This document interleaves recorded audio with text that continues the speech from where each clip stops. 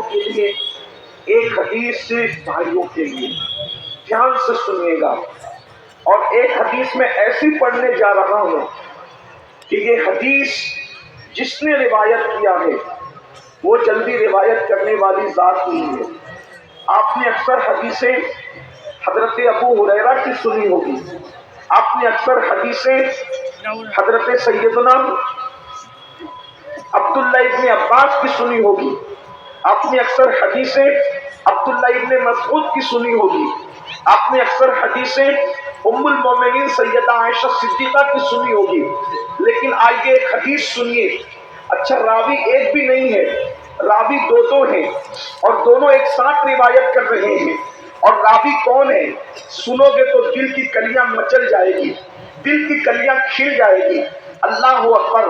وہ راویہ کون ہے جسے دنیا سیدہ طیبہ طاہرہ عابدہ زاہدہ راکعہ ساجدہ نقیہ تقیہ زکیہ ام ابیہا عالمہ غیر معلمہ بدائے مصطفیٰ ملکہ فردوس بری خاتون جنت خاتون قیامت ام الحسنین ام الائمہ حضرت سیدہ طیبہ طاہرہ فاطمہ بنت محمد الرسول اللہ کے نام سے جانتی ہے. ہستی کون سی روایت کرنے والی؟ سیدہ کائنات فرماتی ہے، مخدومہ کائنات فرماتی ہے، ایک مرتبہ میرے بابا کی یاد آ رہی تھی. اللہ کے رسول علیہ السلام سے ملاقات کے لیے میں نے میرے سرتاج مولائے کائنات سید السادات خاتم الولایت فاتح خیبر سیدنا علی ابن ابو طالب سے کہا میرے سرتاج چلے، بابا کی بڑی یاد آ رہی ہے، آقا کی بڑی یاد آ رہی ہے. ہم دونوں نکلے اور نکلنے کے بعد بابا کے گھر گئے تو ہم نے بابا کو کس حالت میں پایا. اللہ اکبر. محسوس کرنے والے محسوس کریں، بہنوں کی بھائیوں کی سب کی خاص توجہ. اللہ اکبر. سیدہ کائنات فرماتی ہے جب ہم بابا کے گھر گئے تو ہم نے بابا کو اس حال میں پایا کہ اللہ کے رسول اس طریقے سے اپنے دونوں گھٹنوں پر ہاتھ رکھ کر کے اللہ اکبر. توجہ کریں اگر آپ کو نظر آ رہا ہے. اللہ اللہ. آقا نے دونوں گھٹنوں کو اس طریقے سے ہاتھوں سے جوڑ رکھا ہے اور دونوں گھٹنوں پہ سر رکھا ہے اور سر رکھ کر کے موٹے موٹے آنسوؤں سے رو رہے ہیں. اللہ اکبر. یہ بیٹھنے کی کیفیت دیکھیں. انسان اس وقت اس کیفیت میں بیٹھتا ہے جب وہ بڑا غمگین ہوتا ہے، اس کو کچھ دکھڑا یاد آتا ہے، اس کو کوئی تکلیف یاد آتی ہے. اللہ اکبر. ذرا دیکھیں تو صحیح. اللہ اللہ. جس کے صدقے میں کائنات کی خوشیاں ملتی ہے، جس کے صدقے میں کائنات کو خوشیاں ملتی ہے، بلکہ جس کے صدقے میں خوشی کا وجود ہے، جس کے صدقے میں خوشیاں پیدا کی گئی ہے. آدم کو خوشیاں ملی ہے جس کے صدقے میں، نوح کو خوشیاں ملی ہے جس کے صدقے میں، داؤد کو خوشیاں ملی ہے جس کے صدقے میں، ایوب کو خوشیاں ملی ہے جس کے صدقے میں، یوسف کو خوشیاں ملی ہے جس کے صدقے میں، ابراہیم کو خوشیاں ملی ہے جس کے صدقے میں. بلکہ خوشیوں کی سوغات جس کے نالین کی خیرات ہے، میرے امام کہتے ہیں ان کے نثار کوئی کیسے ہی رنج میں ہو، ان کے نثار کوئی کیسے ہی رنج میں ہو، جب یاد آ گئے ہیں سب گپ بلا دیے ہیں. اللہ اکبر. ہر خوشی ان کی نالین کا صدقہ ہے. لیکن آج ہوا کیا ہے؟ سیدہ کائنات بیان کر رہی ہے آج ہوا کیا ہے. رسول اللہ گھٹنوں میں سر رکھ کر کے رو رہے ہیں. میرے بھائی محمد علی فیضی آج کلام پڑھ رہے تھے، بڑا خوبصورت سا کلام. حضور آپ کو دیکھنا چاہتا ہوں. اللہ اکبر. کتنی خوبصورت وہ آنکھیں ہیں جو مصطفیٰ جان رحمت کو دیکھتی ہے، جو مصطفیٰ جان رحمت کو تکتی ہے، جو مصطفیٰ جان رحمت کا دیدار کرتی ہے. اللہ اکبر. خدا کرے یہ مکڑا، خدا کرے یہ جملہ، خدا کرے یہ مصرع حضور کی بارگاہ میں مقبول ہو جائے اور کبھی پردہ اٹھے اور ہمیں دیدار نصیب ہو جائے. یاد رکھنا یہ پڑھنا رسمی نہیں ہے. اگر آج بھی کوئی دل سے کہے حضور آپ کو دیکھنا چاہتا ہوں تو محفل سے اٹھے گا بعد میں، پہلے یار کا دیدار نصیب ہو جائے گا. اللہ اکبر. آپ سمجھتے کیا ہے؟ کچھ لوگ ایسے بھی آپ کی محفل میں ہوتے ہیں، ادھر پڑھا جاتا ہے، ان کے جسم یہاں موجود ہوتے ہیں اور ان کی حاضری بیٹھے بیٹھے وہاں ہو جاتی ہے. اللہ اکبر. اور وہی لوگ اس جلسے کی کامیابی کا سبب ہوتے ہیں۔ بھائی کفیل کہتے ہیں کہ ہمارے آنے سے کامیابی ہوتی نہیں، اس مجمع میں ایسے بھی قلندر بیٹھے ہوئے ہیں جن کے آنسو پوری محفل کی ضمانت، مقبولیت کی ضمانت ہو جاتے ہیں۔ اللہ اکبر! لیکن دھیان سے سنو اللہ والو، اللہ اکبر! سیدہ کائنات فرما رہی ہے، حضور گھٹنوں میں سر رکھ کر رو رہے ہیں۔ حضور کے درد کو محسوس تو کرو، حضور کے عشق میں تڑپنے والوں، حضور کے عشق میں مچلنے والوں، ابھی مچل مچل کر ناپ پڑ رہے تھے، مجھے تمہارے مقدر پہ رشک آ رہا تھا۔ کتنے خوش نصیب ہو، اللہ نے اپنے محبوب کی محبت تمہیں دی ہے، حضور کا عشق تمہیں دیا ہے، حضور کی محبت تمہیں عطا کی ہے، لیکن حضور کے درد کو محسوس کر لو، اس لیے کہ وہ محب کیسا ہے جو اپنے محبوب کے درد کو نہ سمجھ سکے، وہ محب کیسا ہے جو اپنے محبوب کی تکلیف کو نہ سمجھ سکے۔ آؤ، حضور کیوں رو رہے ہیں، حضور کے رونے کی وجہ کیا ہے، اور وہ بھی کیفیت کیا ہے؟ گھٹنوں میں سر ہے اور سر رکھ کر کے اس طرح رو رہے ہیں کہ آنسوؤں سے داڑھی شریف تر ہو گئی ہے۔ اللہ اکبر! سیدہ نے سلام کیا، مولائے کائنات نے سلام کیا، حضور نے سر اٹھایا، سیدہ کا استقبال کیا، اس لیے کہ میرے آقا کی عادت تھی، ہمیشہ میرے سرکار سیدہ کا استقبال کرتے تھے۔ یہ بات بھی کہہ دوں بنگال والوں، اللہ اکبر! ایک ہی ہستی ہے جس کے لیے حضور بار بار سر و قد کھڑے ہوتے ہیں، وہ کوئی اور نہیں ہے، وہ صرف حسنین کی امی ہے، جس کے لیے کونین کا مالک سید الانبیاء، سید المعصومین، سید الانبیاء، سید المعصومین سر و قد اٹھ کر کے کھڑے ہوتے ہیں۔ غور تو کیجئے، اتنے غم کی کیفیت میں بھی، حالانکہ ہمارے حضور غمگین نہیں، حضور علیہ السلام کے صدقے میں غم دور ہوتے ہیں، لیکن اس کیفیت میں بھی حضور اٹھ کر کے کھڑے ہوئے، سیدہ کو بوسے دیے۔ اللہ اکبر! سیدہ نے تڑپ کر کہا، بابا کون سی چیز آپ کو رلا رہی ہے، کس وجہ سے آپ رو رہے ہیں؟ آقا اس طریقے سے رو رہے ہیں، تنہائی میں بیٹھ کر، گھٹنوں پہ سر رکھ کر، موٹے موٹے آنسوؤں سے رونے کی وجہ کیا ہے؟ تو میرے سرکار نے اپنی شہزادی سے کہا، فاطمہ تم نے پوچھا ہے تو میں تمہیں بتاتا ہوں، میرے رونے کی ایک وجہ ہے، میں معراج پر گیا تھا، معراج پر جانے کے بعد جب میں نے جہنم کا مشاہدہ کیا، جب میں نے جہنم کو دیکھا، تو جہنم کو دیکھنے کے بعد آج وہ جہنم کا منظر مجھے یاد آ گیا ہے، آج وہ جہنم کا منظر مجھے یاد آ گیا ہے۔ فاطمہ اسی منظر کو یاد کر کے میں رو رہا ہوں، میرے رونے کی وجہ یہی ہے کہ میں سوچتا ہوں کہ جو عذاب میں نے جہنم کا مشاہدہ کرتے وقت اپنی امت کے حوالے سے دیکھا ہے، میری امت اس کو کیسے سہ سکے گی، میری امت اس کو کیسے برداشت کر سکے گی؟ میں بطور مفہوم یہ بات پڑھ رہا ہوں۔ اللہ اکبر! تمہارے میرے رسول جہنم کے اندر امت پر ہوتے ہوئے عذاب کو دیکھ کر کے رو رہے ہیں۔ میرے بھائیوں، گناہ کر کے کہے لگانے والوں، گناہ کر کے ہنسنے والوں، حضور کو جو چیز رلا رہی ہے وہ کیا ہے؟ اب ذرا دھیان سے سنو، اللہ اکبر! میرے آقا رو رہے ہیں، سیدہ سے کہا، میں نے جہنم کا جب مشاہدہ کیا تو میں نے کیا دیکھا؟ اب ذرا آقا فرما رہے ہیں، جو مشاہدہ حضور نے کیا فرما رہے ہیں، فرمایا میں نے جہنم میں کچھ عورتوں کو، پہلے تو فرمایا میں نے سب سے زیادہ جہنم میں جن کو دیکھا وہ دو لوگ ہیں، ایک تو عورتیں ہیں، ایک تو عورتیں ہیں، اور نمبر دو کچھ غریب مرد ہیں، مفلس مرد ہیں۔ اللہ اکبر! اس کی تشریح اگر نہ کروں تو آپ الجھن میں پڑ جائیں گے۔ حضور نے غریب مردوں کو کیوں دیکھا؟ اس لیے کہ غربت کبھی کبھی انسان کو کفر تک لے جاتی ہے، غربت کبھی کبھی انسان کو چاپلوس بناتی ہے، غربت کبھی کبھی انسان کو چوری کرنے پہ مجبور کرتی ہے۔ بنگال والوں، اس لیے میری گزارش ہے، غربت سے نکلنے کی کوشش کرو، غربت سے نکلو، مالدار بننے کی کوشش کرو، لیکن مالدار حلال سے بننے کی کوشش کرنا۔ اللہ اکبر! سود کے پیسوں سے مالدار نہیں بننا، چوری کے پیسوں سے مالدار نہیں بننا، لوگوں کا گبن کر کے مالدار نہیں بننا، محنت کر کے مالدار بنو، خوب ترقی کرو۔ اللہ اکبر! یاد رکھیے، اللہ اللہ ستاروں کے آگے جہاں اور بھی ہے ابھی عشق کے انتہا اور بھی ہے، تو شاہی ہے، برباد ہے کام تیرا، تیرے سامنے آسماں اور بھی ہے۔ میری قوم کے جوانوں یاد رکھنا، جتنے وقت میں موبائل کھیلتے ہو، گیم کھیلتے ہو، اتنا ٹائم بچا کر کاروبار میں لگاؤ۔ اللہ اکبر، لوگوں کا بوجھ اٹھاؤ، لوگوں پہ بوجھ نہ بنو۔ پھر میرے آقا نے ایک بات یہ بھی فرمائی، میں نے جہنم میں سب سے زیادہ مقرر لوگوں کو دیکھا، خطیب لوگوں کو دیکھا، اور ان کے ہونٹ آپ کی کینچی سے کاٹتے ہوئے دیکھا۔ یہ وہ لوگ تھے جو لوگوں میں جا کر کے فتنہ پروری کرتے تھے، ایسے عنوان پہ تقریریں کرتے تھے جس سے امت لڑے، جس سے قوم میں جھگڑا پیدا ہو، جس سے قوم میں اختلاف پیدا ہو، جس سے قوم میں انتشار پیدا ہو۔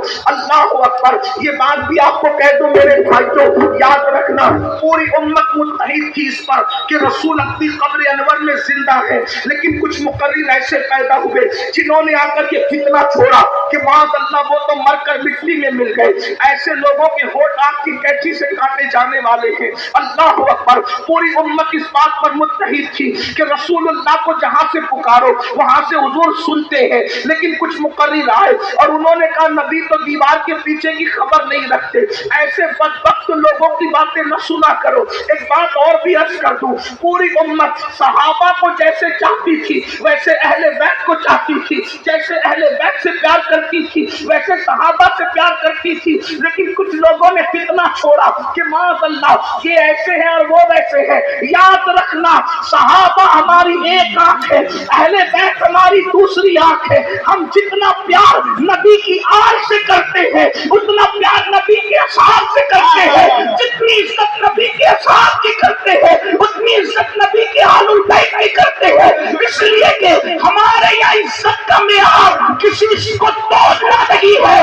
دنیا میں وہ ترازو پیدا نہیں ہوا جو ابو بکر صدیق کو توڑ سکے یا مولا علی کو توڑ سکے، اور ترازو میں علی و صدیق کو توڑنے والوں، جب نبی کی نامیں توڑنے کے لیے کوئی ترازو پیدا نہ ہو سکا، کسی نے مصطفیٰ فاطمہ الزہرا کی عظمت کو توڑنے کے لیے ترازو کہاں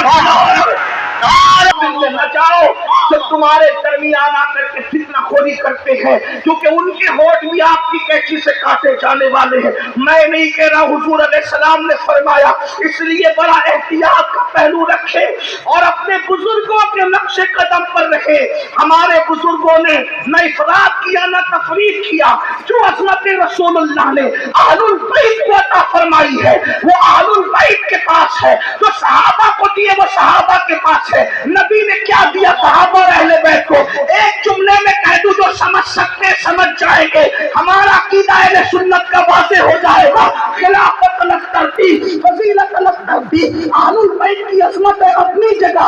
اللہ اکبر، بس اتنا سمجھ لو کہ اللہ اکبر، صحابہ اور اہل بیت کا فرق کیا ہے؟ صحابی وہ ہے ابو بکر صدیق کی شکل میں جس کے کندھے پہ نبی بیٹھتے ہیں۔ توجہ فرمائے، اگر جملہ دل میں اتر جائے تو دعا دے گا۔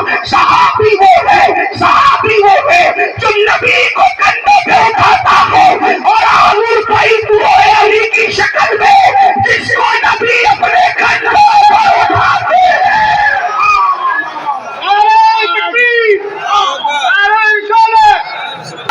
وہ ابو بکر کا بھی جواب نہیں ہے، اور جو نبی کے بستر پہ سو جائے تمہارے کرنے سے کیا؟ جس کے جو کندھا بیٹھنے کے قابل تھا اس نے بیٹھ کر بتایا یہ صدیق افضل البشر، اور جو بتانے کے قابل تھا اس نے بتایا یہ علی۔ جس کی گود میں سونا تھا اس کی گود میں سو گئے، اور جس کو اپنے بستر پہ سنانا تھا اس کو اپنے بستر پہ سنانا۔ تقسیم ہو گئی۔ عبداللہ جی آپ کا کوئی کام بیان ہے؟